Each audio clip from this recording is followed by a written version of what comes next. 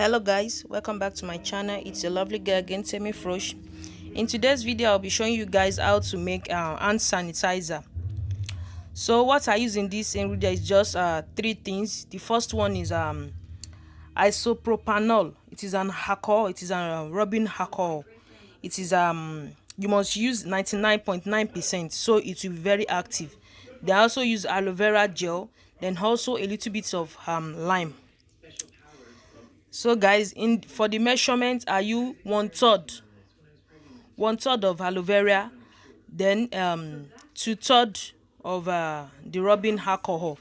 They also add a little bit, just little bit of lemon. You can add all other things. Maybe you have some essential oil, maybe vitamin A, vitamin E oils, but these are the ingredients I will be using. I didn't add any other thing except these three ingredients. So this is the measurement. I used, as you can see in the video. So guys, as we all know that if you go to any maybe drugstore and all sorts, you won't see what is it called, hand sanitizer. And during this period we really need it. We need this a lot.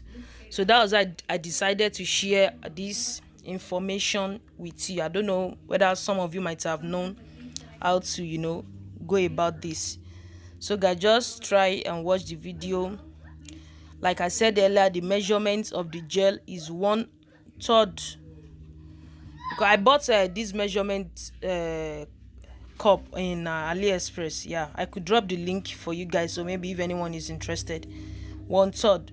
So I also use a 2/3 for the isopropanol, and the isopropanol must be 99.9%. Anything less than that, it won't be good. So also in this video, when I was trying to use this egg beater to mix it, it didn't mix very well. So I had to use my hand blender to mix it. So I had to use my hand blender to mix it well.